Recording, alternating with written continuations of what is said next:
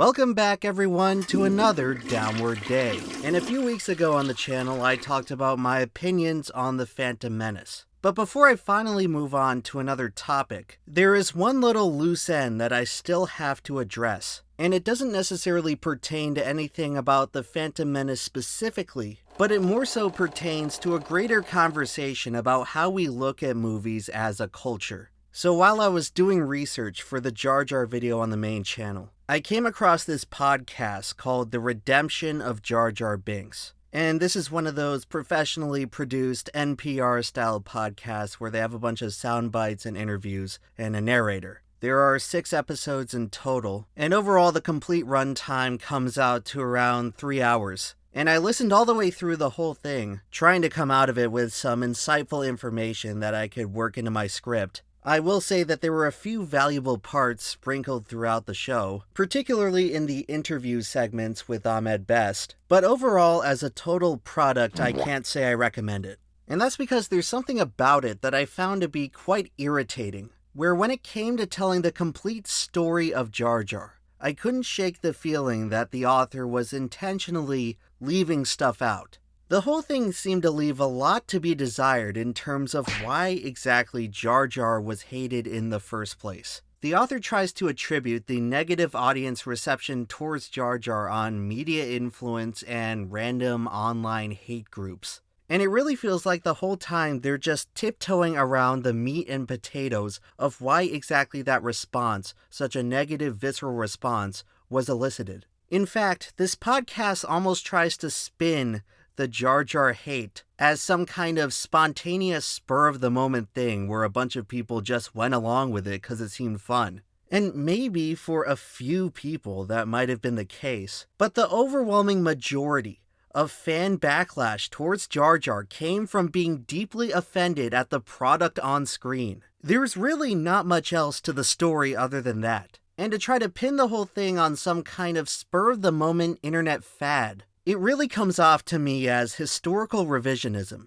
where for some reason you're unwilling to admit that Jar Jar and the Phantom Menace were hated products because they were so disappointing to fans. I understand that there's an argument to be made that Jar Jar was perhaps made out to be a scapegoat for far more underlying problems within the film. But to try to paint the picture that somehow hating Jar Jar in 1999 was this super unreasonable and mean-spirited thing, it just doesn't reflect the reality of the situation. And this is something that in my portrayal of the Jar Jar story, I worked really hard to try to convey. I really wanted to portray to people how Jar Jar got on people's nerves, and how exactly he was perceived as such a major mistake in the Star Wars franchise. I wanted my viewers to understand that the hatred for Jar Jar was not some arbitrary bandwagon. It stemmed from people being deeply bothered with the presentation of Episode 1. And I bring all this up because lately I feel like there's been this weird alteration of history, where people have convinced themselves that not only was The Phantom Menace somehow a good movie,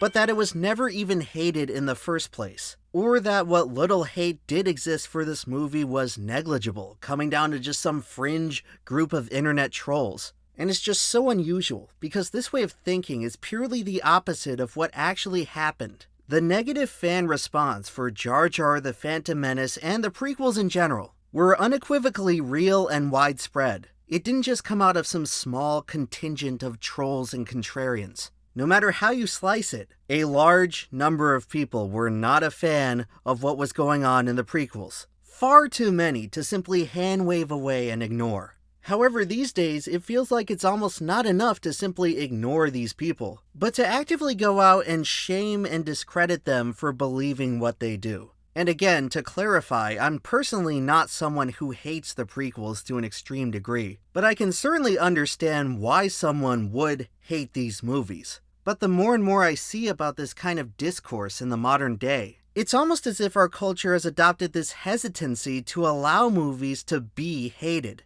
So this whole way of thinking is certainly foreign to me. In fact, I remember a time on the internet not too long ago where people were almost encouraged to express their displeasure with various movies and games and other pieces of media. It was common to act irreverent towards mediocrity. And people sort of had this sense of pride in separating the good from the bad. If a movie came out that sucked, and a lot of people agreed that it sucked, you could expect people to ridicule it. And not just people, but cultural mainstream institutions. In the 2000s, it was common to see shows like The Simpsons and Family Guy and South Park openly mock movies that had flopped. And God knows how many times South Park has ripped on a movie. This was a common aspect of culture throughout my youth, and even leading into the early years of YouTube, where you had guys like the angry video game nerd and the nostalgia critic who built their entire careers off of being irreverent towards poor and mediocre pieces of media.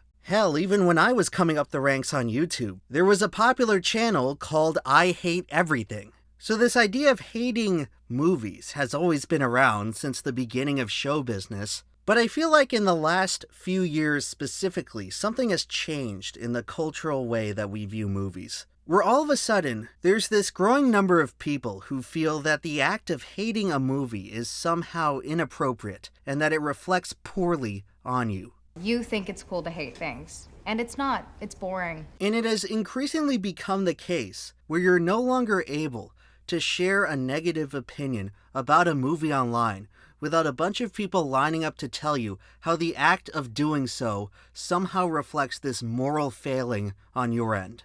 And while I can't say for sure what exactly caused this sudden change in attitude, I can say with confidence that this behavior of actively stifling film criticism is going to cause damaging effects for art and culture down the road. Because what it's doing is contributing to a dishonest relationship between the film industry and consumers. For instance, let's take a look at this Jar Jar podcast that I've been discussing. Basically, the whole purpose that the author's trying to convey is to turn around and say, hey, look what a tragedy it was how Jar Jar and Ahmed Best were treated after The Phantom Menace. Which I'll admit is not too dissimilar from my video on the matter. But the key difference is that the podcast fails to paint an accurate picture as to why exactly the audience response towards Jar Jar was so hostile.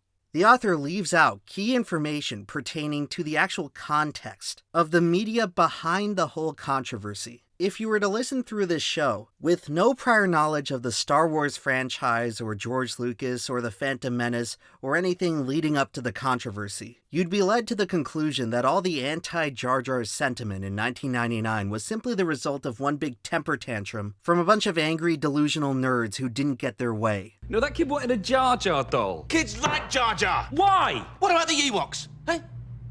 They were rubbish. And maybe for a few people that was the case, but to brush aside the entire outrage behind the Phantom Menace as petty and vapid, that is simply not taking into account the full story. You are deliberately omitting key pieces of information to editorialize this historical event. And look, I understand that my retelling of the story is full of my own personal opinions, but at the very least, I made sure to at least demonstrate the perspectives of both sides. I didn't leave out a bunch of key information to make my opinion seem more compelling than it actually is. And for whatever reason, the host of this podcast uses dishonest tactics in some misguided attempt to cover up the tracks of the institutional powers who were actually responsible for the problems he's discussing. It's strongly implied by the author throughout this whole series that the Jar Jar haters were engaging in unethical behavior. And I will acknowledge that a few of these people crossed the line. Obviously, calling Ahmed Best's house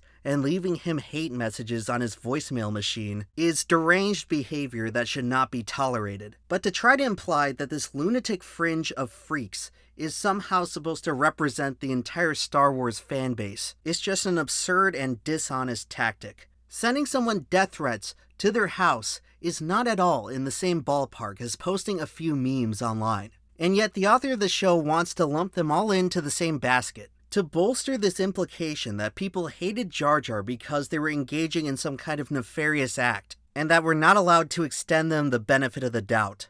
There's this heavy, condescending tone throughout which suggests that the people who hated Jar Jar were all a bunch of sketchy and morally questionable people, and that it's pretty much their fault exclusively that Ahmed Best ended up with so many personal struggles.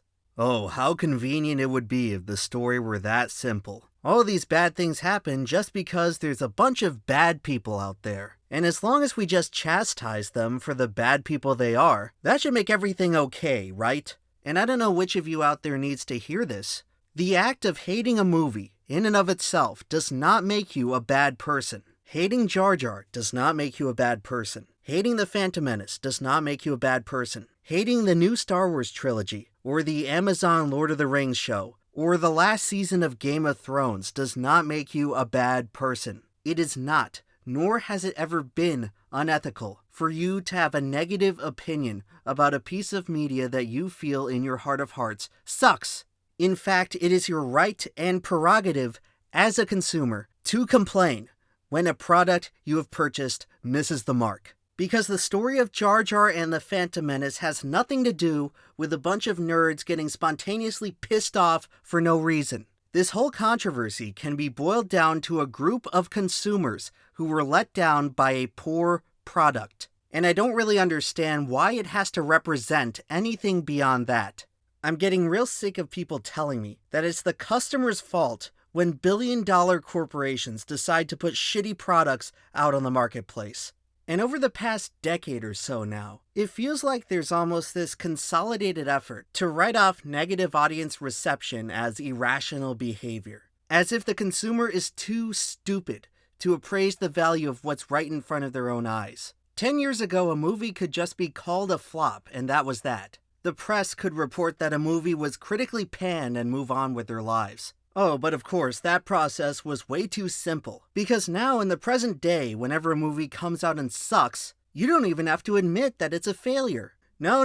Instead of a movie getting panned, now it gets review bombed. Oh, boo-hoo. All those bad reviews my piece of shit movie is getting. It's just a coordinated conspiracy by a bunch of people who want to ruin my movie's reputation on purpose. Yeah, that's gotta be it. All these thousands of people taking time out of their day to write essays on IMDb of how much they hate your product. It can't possibly be because you made an offensively awful movie. No, it's just review bombing. That clears it up. Geez, for a second there I would have actually had to think about where I went wrong in the creative process. And maybe, I don't know, try to improve the quality of my work. But no, lucky me, right? All of a sudden in the last 10 years only, everyone on the internet decided to just leave 1-star reviews for no apparent reason in particular, right? You can't post a negative review anymore, or you're just review bombing. You can't upload a video to YouTube talking about how much a movie sucks, because then you're just grifting.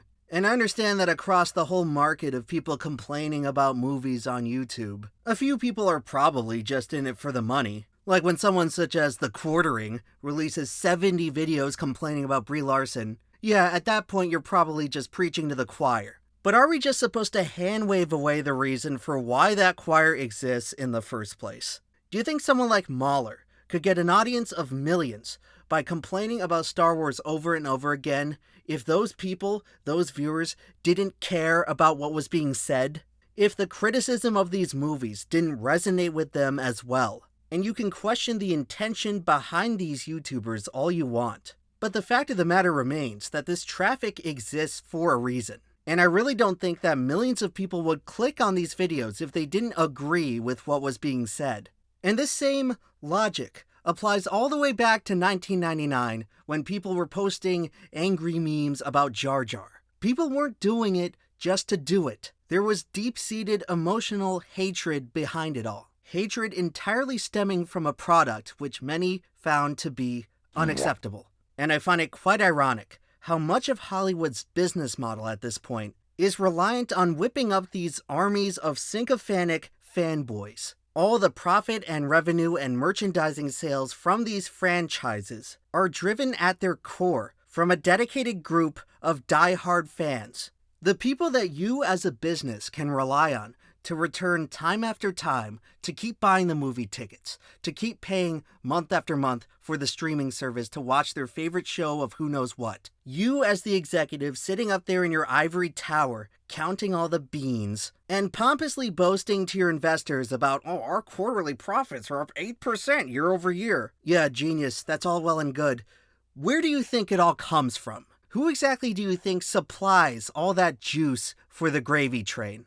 I'm telling you what, it's not the average Tom, Dick, or Harry. It's the people whom you convinced to develop an emotional connection with your product. And as is the case in the modern media landscape, usually a process that you had no involvement in whatsoever, where rather than making anything worth a fuck on your own, you took the easy route and bought in to the hard work of some actual creative artist with imagination and everything he accomplished long ago. And you took that special bond with the audience that the artist spent the prime of their career delicately crafting. You took that and turned it into just another pile of corporate sludge. And then you turn around and wonder why people get so darn upset over it. And no, we're well past the point of being able to admit that we screwed up and actually try to come out with a product even halfway decent. No, we've learned that it's simply far easier now to just blame the consumer. Don't like our corporate minstrel show of your once beloved entertainment product? Oh dear, it looks like there's something wrong with you. And it would be one thing if all this propaganda was simply coming out of these greedy, monolithic corporations looking to protect their own business interests.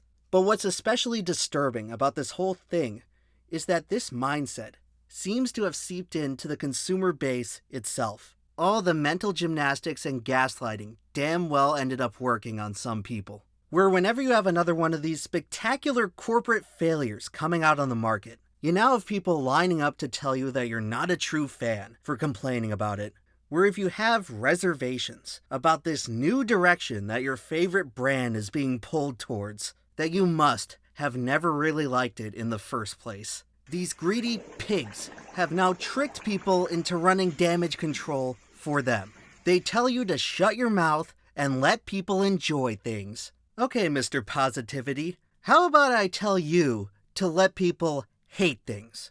In this modern age of subjective relativism where everyone's opinion is equally valid and correct, that means it's just as fair to let people hate things. And that hating a movie is every bit as justifiable as liking it. And maybe if more of you out there learn how to hate movies just as well, you would stop falling for anti-consumer practices that go directly against your own interests. Because that, at the end of the day, it's really what all this comes down to. Oh boy, can you imagine how much Chinese scammers on Amazon would love if they just got rid of reviews? No more one-star reviews on my defective scam product. And that, to me, is what a lot of these movies are that deserve to be ridiculed and hated. Studios are coming out with defective products. And while everyone seems to understand how customers have a right to be pissed when they order a defective product off of Amazon, or they download a defective app off the App Store, or where they give a one-star review to a restaurant,